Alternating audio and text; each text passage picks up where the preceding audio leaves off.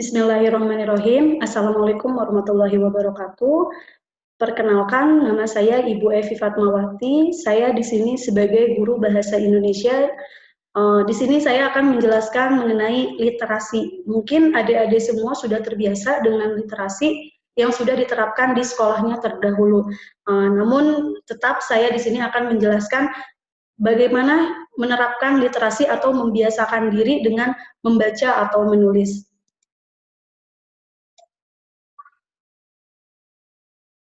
Ya, ini literasi, pengertian dari literasi itu sendiri. Kalau di dalam Kamus Besar Bahasa Indonesia, yang dimaksud dengan literar adalah sesuatu yang berhubungan dengan tulis-menulis. Mungkin sebelumnya adik-adik berpikir bahwa literasi itu membaca, sedangkan literasi itu bukan hanya membaca, melainkan ada tulis-menulis juga.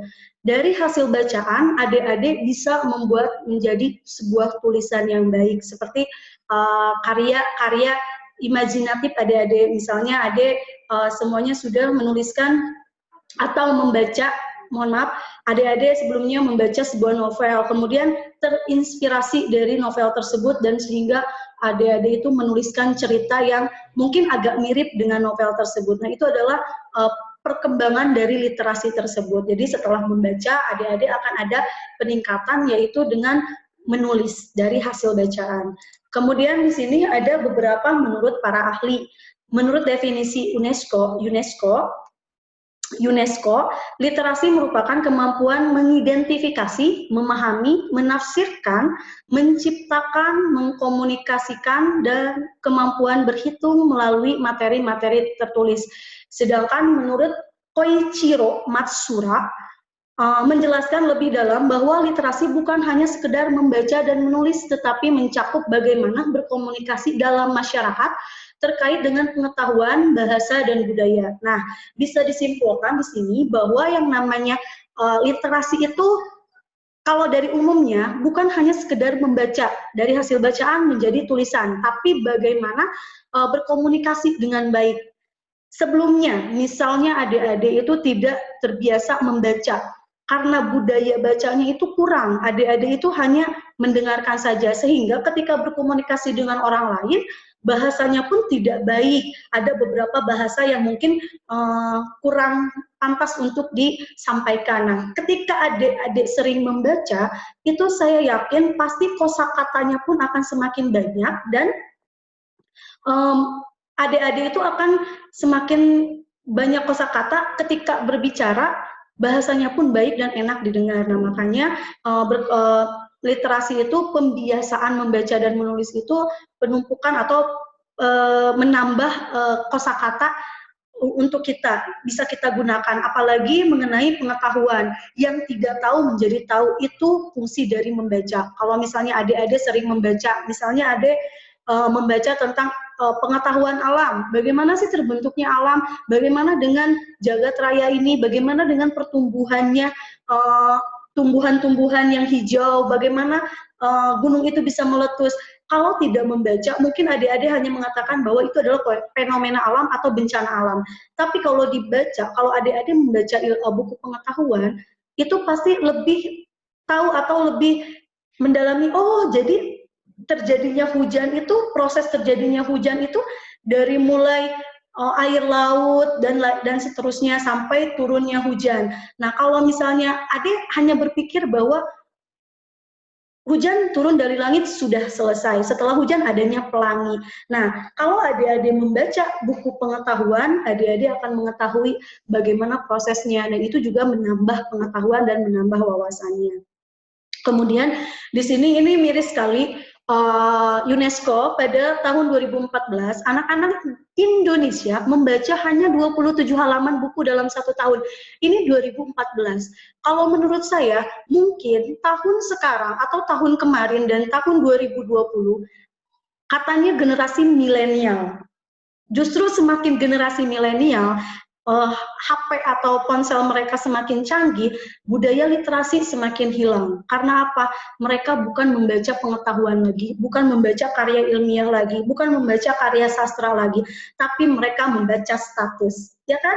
Saya yakin adik-adik itu daripada membaca buku seperti karyanya Buya Hamka, mungkin adik-adik tidak pernah membaca ini. Adik-adik hanya membaca status WA, story, Instagram. Saya yakin. Atau adik-adik hanya menggunakan aplikasi TikTok. Nah, makanya kenapa saya katakan bahwa generasi sekarang itu bukan generasi milenial, tapi generasi yang kurang baik ya dalam mungkin dari IQ-nya, mungkin dari perkembangan atau pengetahuannya. Mereka tuh hanya lebih kreatif saja, tapi dari pengetahuannya mungkin kurang gitu loh. Makanya saya sering mengatakan bahwa yuk kita sama-sama belajar. Kita gunakan teknologi tercanggih ini untuk belajar, bukan hanya untuk menonton YouTube, drama Korea, atau adik-adik main games ya. Kalau sekarang tuh lebih sering main games gitu daripada main games.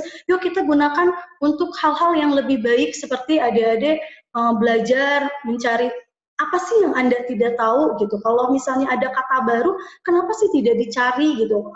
Sehingga itu pun menjadi pengetahuan atau tambahan ilmu buat adik-adik. Nah, makanya saya miris ketika melihat anak-anak Indonesia itu hanya 27 halaman dalam 1 tahun, sedangkan mereka buku itu buku ini tipis. Mungkin kalau orang-orang yang suka membaca dalam 1 jam atau 2 jam ini selesai. Tapi zaman sekarang atau anak-anak sekarang mereka tidak suka membaca. Dan mirisnya lagi, karena adik-adik lahiran tahun 2000-an ya, 2005 atau 2003 ke atas, pada zamannya saya, bukan membandingkan tapi bahagianya kami, ketika adanya namanya buku bacaan seperti Bobo, Tintin, pokoknya buku dongeng-dongeng yang banyak tentang fabel, tentang kerajaan-kerajaan, itu membuat kita bahagia, sehingga kita tuh pada zaman itu selalu membaca. Jadi kita tahu, oh iya ini loh yang namanya kisah Sangkuriang, oh ini loh ceritanya bawang merah, bawang putih. Adik-adik sekarang ini atau generasi milenial ini lebih sering menonton daripada membaca, karena katanya kalau membaca itu sekali membaca langsung tertidur, langsung mengantuk. Kalau menonton itu seru karena ada gambarnya, ada visualnya, ada audio visualnya, tapi kalau membaca dia hanya tulisan-tulisan saja yang membuat mengantuk. Nah, kalau pada zamannya saya, zaman dulu, karena kita tidak, teknologinya tidak secanggih hari ini atau pada saat ini, kita senang membaca, punya edisi terbaru majalah-majalah anak, kita baca cerita dongeng itu menarik sekali, sehingga kita sering membaca. Nah, beda lagi dengan sekarang. Kalau saya tanya, kamu tahu nggak majalah Bobo? Kamu tahu nggak ceritanya ini? Mereka bingung karena mereka sudah terkontaminasi oleh cerita-cerita yang FTP, sinetron gitu loh. Jadi tidak seperti kami yang pemikirannya anak-anak gitu, bermain anak-anak. Kalau sekarang kan mainannya games online. Kalau kita dulu mainnya apa? Ini tuh congklak. Dulu tuh ada namanya congklak, main karet. Kemudian ada main kalau bahasa Sunda itu ada main BP. Kemudian ada cing benteng gitu loh. Itu ada permainan-permainan tradisional karena kita tuh betul-betul tidak dengan yang namanya teknologi gitu. Nah, sekarang di tahun 2012 aja nih minat baca masyarakat Indonesia itu 0,001% di antara 250 juta penduduk Indonesia. Hanya 250.000 yang minat baca. Sisanya itu nggak minat baca, kebayang dong.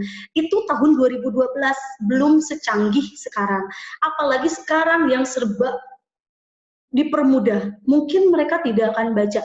Minat koran aja sekarang tuh sudah sedikit, banyak orang yang kurang minat dengan koran. Kalau dulu itu koran itu dibutuhkan karena sekarang lebih mudah. Kamu menyalakan televisi, selesai, langsung beritanya ada. Tapi kalau pada zaman dulu, koran itu diminati, kita bisa mencari berita itu dari koran, seperti itu.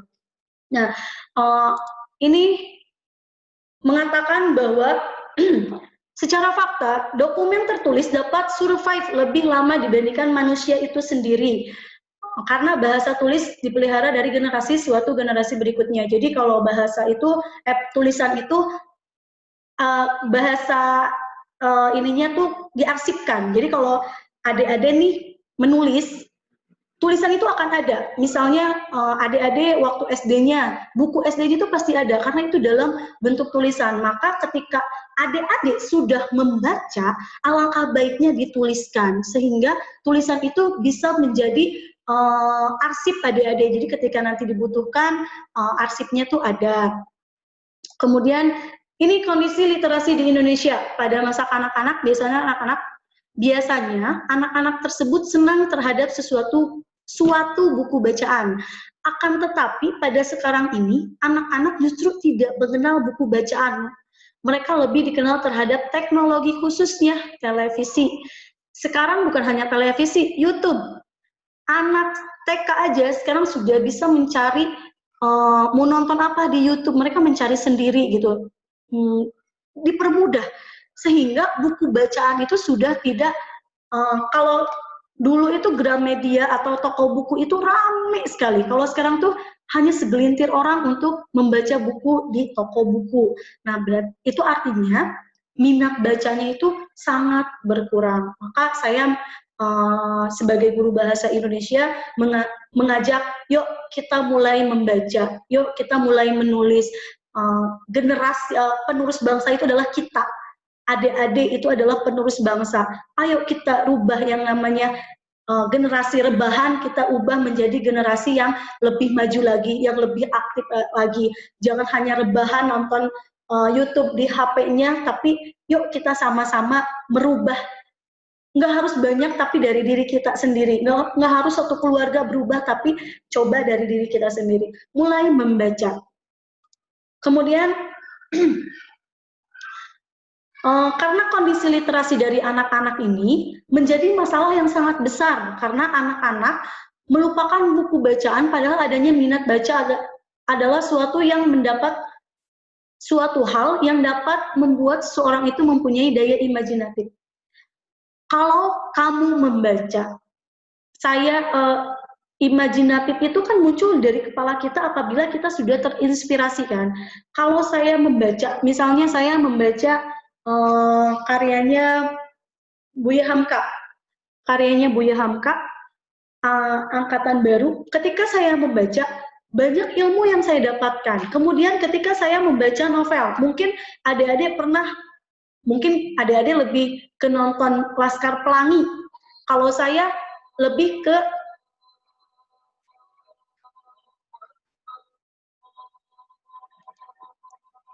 saya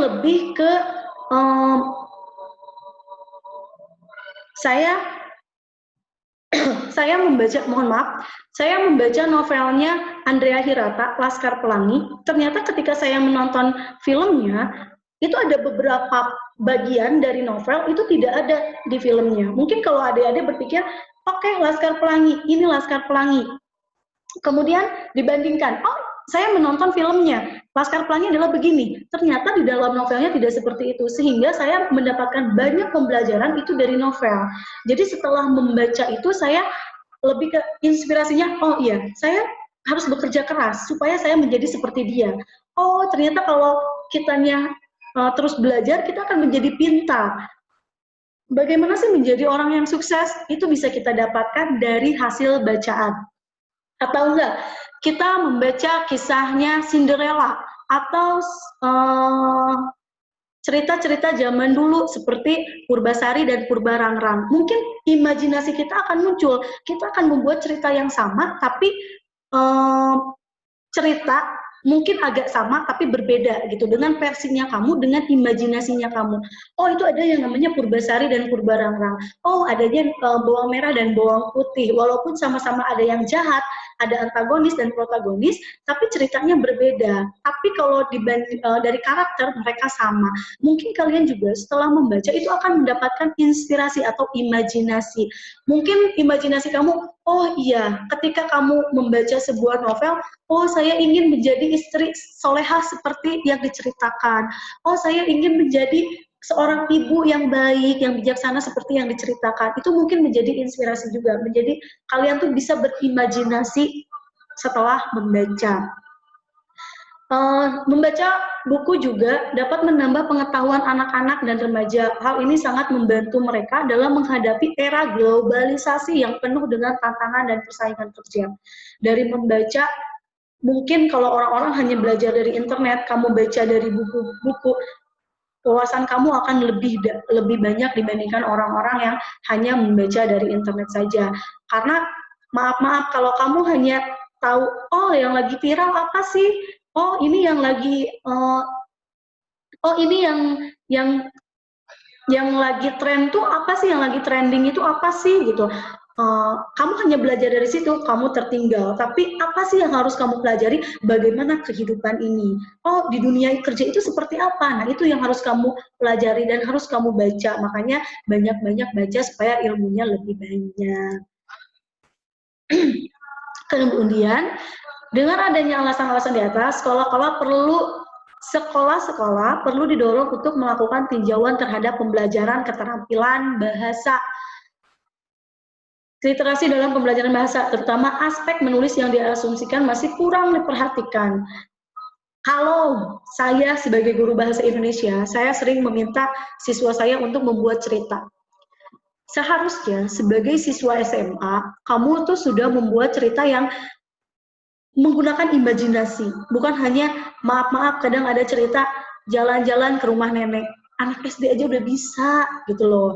Kemudian kamu bercerita liburan bersama teman ke pantai. Itu kurang menarik, tapi buatlah imajinasi yang judul yang menarik, imajinasi kamu gunakan. Makanya ketika kamu mau menulis, kamu harus membaca terlebih dahulu. Dengan kamu membaca,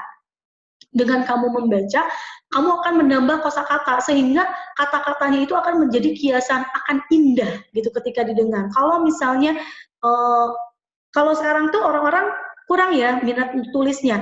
Kayak zaman dulu tuh kita punya diary, catatan, buku harian. Nah, kalau sekarang tuh udah nggak ada yang namanya buku harian. Paling ada segelintir orang, dan itu ketika ditunjukkan, kamu punya buku harian, semuanya ditertawakan. Padahal itu tidak perlu ditertawakan. Justru itu lebih menarik.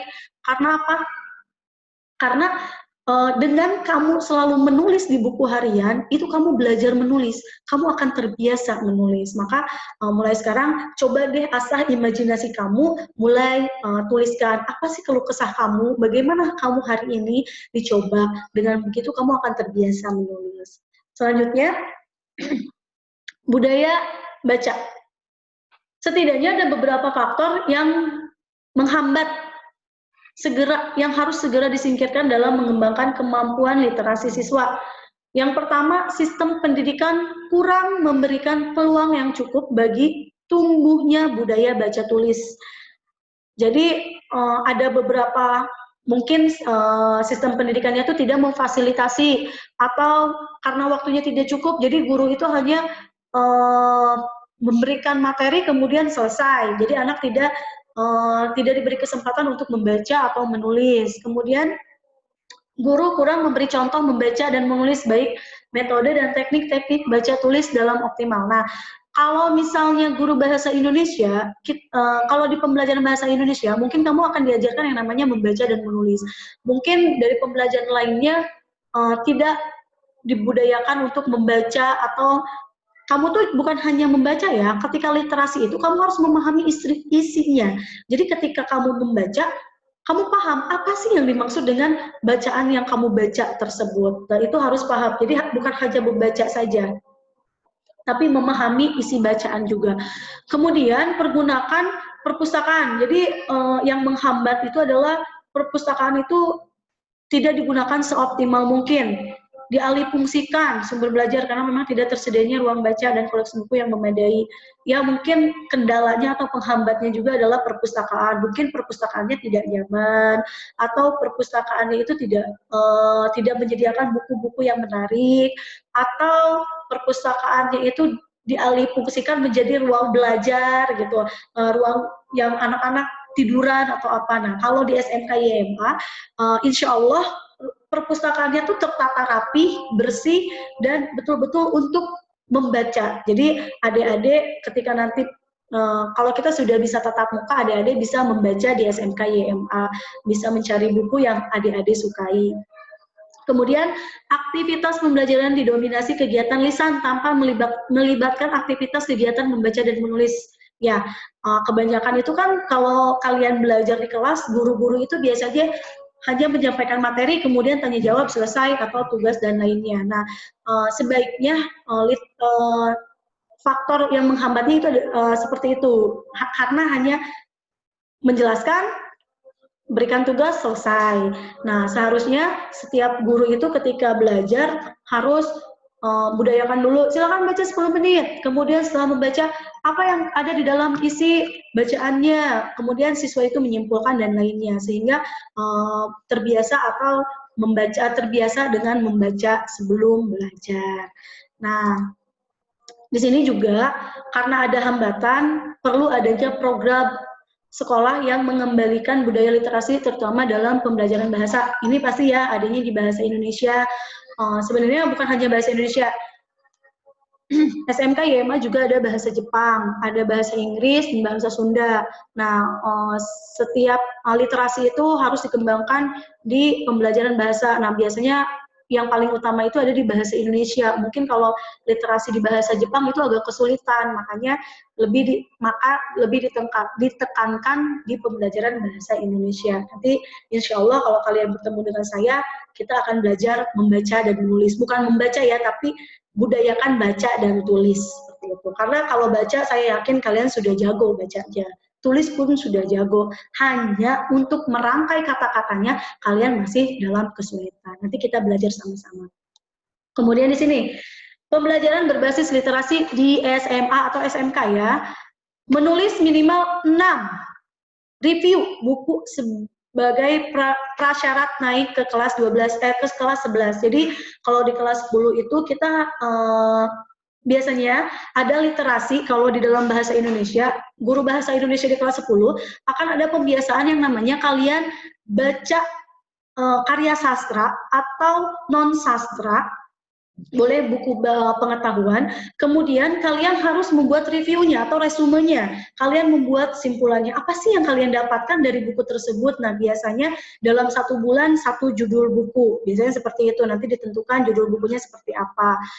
Kemudian membuat penelitian beserta pelaporan sebagai syarat baik ke jenjang berikutnya. Nah, itu nanti ada laporannya. Kalau misalnya di bahasa itu ada, kalau kita meneliti misalnya laporan, apa sih yang kamu sudah baca. Kalau bahasa Indonesia itu ada yang namanya analisis atau resensi. Nanti kamu bisa meresensi sebuah novel. Resensinya itu mulai dari tokohnya, temanya, dan lainnya sampai ke kerangka dan lainnya itu ada. Kemudian membuat cerpen. Nah, ini yang paling kesulitan. Yang tadi saya sudah sampaikan bahwa banyak anak-anak itu ketika saya minta membuat cerpen, mereka pasti judulnya adalah jalan-jalan ke rumah nenek, main ke pantai. Padahal cerpen itu tidak harus seperti itu. Kalau pengertiannya adalah cerpen, cerita pendek.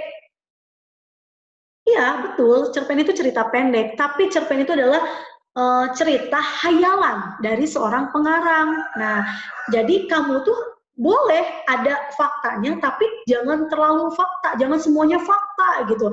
Karena kalau karya sastra itu berdasarkan hayalan dari seorang novel, dan cerpen itu hayalan dari seorang pengarang. Jadi ketika kamu membuat cerpen, ya kamu mengarang saja, imajinasi kamu keluarkan. Maka biasakan membaca dengan seperti itu, kamu akan lebih banyak imajinasi atau inspirasi dari hasil bacaan kamu. Kemudian membuat anotasi 1 buku 2 minggu dalam bahasa Inggris. Jadi kamu tuh nanti kalau sudah baca, kamu bisa membuat buku dalam 2 minggu tuh hasilnya seperti apa, seperti itu ya. Kemudian di sini ada komponen literasi. Komponen untuk menyimak, memahami literasi dini ya, memahami bahasa lisan dan berkomunikasi melalui gambar dan tutur yang dibentuk oleh pengalamannya berinteraksi dengan lingkungan sosialnya di rumah. Nah, ini biasanya literasi dini itu kita terima ya, seperti kita menyimak, mendengarkan.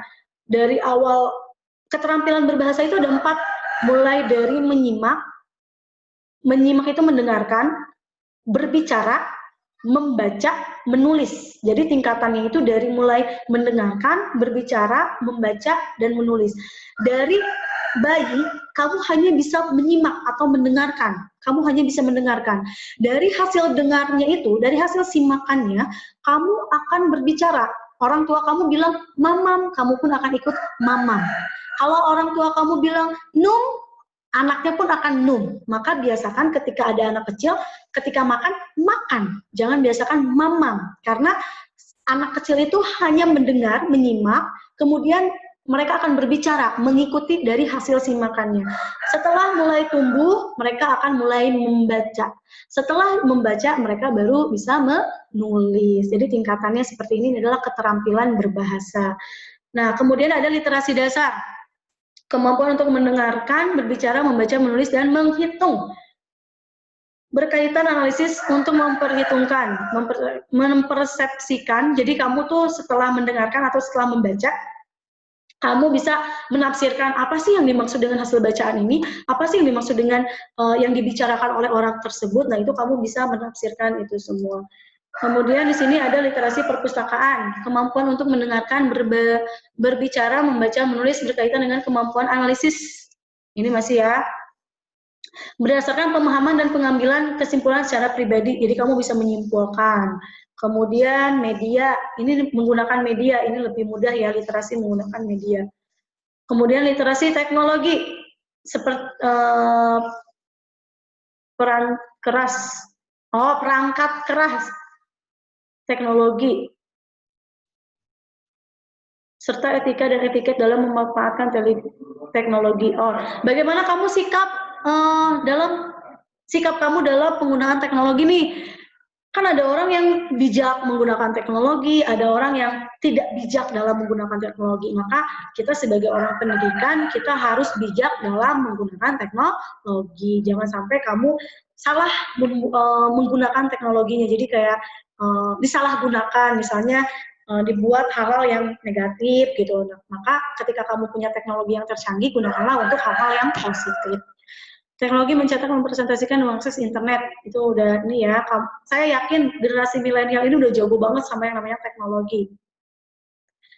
Teknologi informasi. Kemudian di sini ada contoh kegiatannya. Kalau literasi dasar, membaca 15 menit kegiatan pembelajar setiap hari. Jadi, di SMK YMA ini, kita ini punya yang namanya literasi atau pembiasaan kita setiap paginya itu bukan membaca. Kalau di SMK YMA ya, kita ini adalah kita membaca, sama-sama membaca, tapi bacaannya beda, bukan karya sastra atau non sastra, tapi membaca ayat suci Al-Quran. Jadi pembiasaan di SMK YMA, kalau di gedung 1, kita dibiasakan 15 menit pertama atau 10 menit pertama, kita gunakan untuk membaca ayat suci Al-Quran. Jadi di rolling, misalnya untuk hari Senin, karena hari Senin upacara, hari Selasa pembacaan ayat suci Al-Quran oleh kelas OTKP 1, hari Rabunya oleh OTKP 2, kemudian hari Kamisnya oleh BDP, hari Jumatnya oleh UPW, kembali lagi di hari Selasa itu kelas berikutnya. Kemudian kalau di gedung 2, pembiasaannya itu bukan hanya membaca ayat suci Al-Quran, melainkan dengan sholat duha bersama-sama. Itu adalah pembiasaan di sekolah kita. Jadi nanti kalau adik-adik kita sudah mulai tatap muka, adik-adik harus sudah terbiasa dengan membaca ayat suci Al-Quran. Nanti kita ada khatam Quran, karena kita sudah terbiasa membaca atau setiap paginya itu kita membaca ayat suci Al-Quran. Itu juga termasuk ke dalam literasi, mungkin literasi dasar ya. Kemudian ini ada yang namanya pembiasaan. Nah, ini pembiasaan di sekolah yang orang-orang membaca, orang-orang membaca 15 menit membaca non sastra atau sastra, mereka membaca novel, baca buku pengetahuan. Nah, kalau di kita itu pembiasaannya itu adalah membaca ayat suci Al-Quran. Nah, mungkin pembiasaan juga seperti kamu one day one juz misalnya ya, kamu pembiasaannya adalah satu hari saya harus mendapatkan satu juz. Dan itu juga merupakan pembiasaan. Belum ada 15 menit membaca setiap hari sebelum jam pelajaran mulai kegiatan pembacaan buku dengan nyaring, membaca membangun lingkungan fisik sekolah yang kaya literasi, menyediakan perpustakaan sekolah sudah pasti. Sudut baca di sekolah kita, setiap kelas itu ada sudut baca.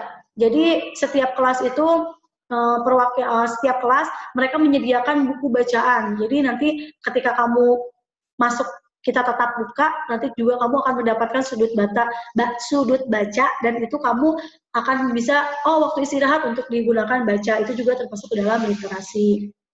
Kemudian area baca yang nyaman. Pengembangan sarana lain, UKS, kantin itu udah pasti ada. Penyediaan koleksi teks cetak visual atau digital yang mudah diakses oleh seluruh warga sekolah itu juga ada. Kami sediakan di SMKI yang kami Kemendikbud.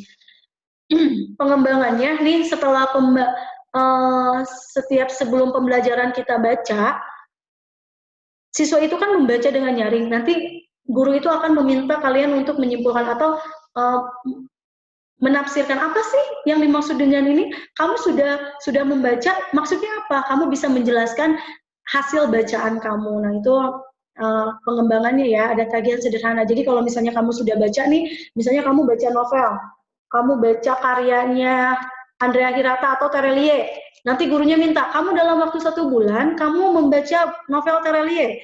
Nanti 1 bulan itu, gurunya akan minta tagihan, mana hasil bacaannya? Bisa berupa resensi atau setoran saja. Coba kamu jelaskan, bagian 1 menceritakan apa, bagian 2 menceritakan apa. Nah, itu adalah proses pengembangannya dari hasil bacaan. Nah, kemudian ini ada pembelajaran. Biasanya kalau di dalam pembelajaran ini, bisa di akademik dan non-akademik. Jadi bisa nyambung ke pembelajaran. Kalau kamu belajar PJOK, mungkin literasinya itu kamu membaca dulu bagaimana sih kalau misalnya kamu mau olahraga misalnya ya, kalau enggak PKN, kamu tuh dibaca dulu undang-undang tuh seperti apa, kemudian otonomi daerah tuh apa, itu nanti ada literasinya, bisa kamu gunakan. Kemudian non akademiknya itu kan ekskul ya, bisa juga membaca ini ketika di non-akademik, kamu ikut paskibra, nanti ada pembelajarannya seperti apa, literasinya seperti apa, itu bisa, nanti ada proses penagihannya juga. Baik, itu adalah materi literasi yang saya sampaikan hari ini.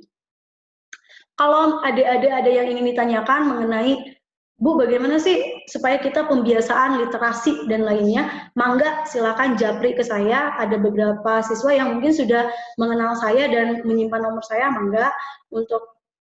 Atau kalian mau komen di bawah ini buat bertanya, Bu, saya belum suka membaca, bagaimana sih untuk menumbuhkan minat baca? Mangga, silakan kamu tanyakan, insya Allah nanti akan dijawab ya. Jadi kalau misalnya kurang paham atau ada yang mau ini, boleh kamu tanyakan kepada saya. Mungkin itu saja yang bisa saya sampaikan. Terima kasih, kurang lebihnya mohon maaf. Wabillahi taufiq wal hidayah. Wassalamualaikum warahmatullahi wabarakatuh.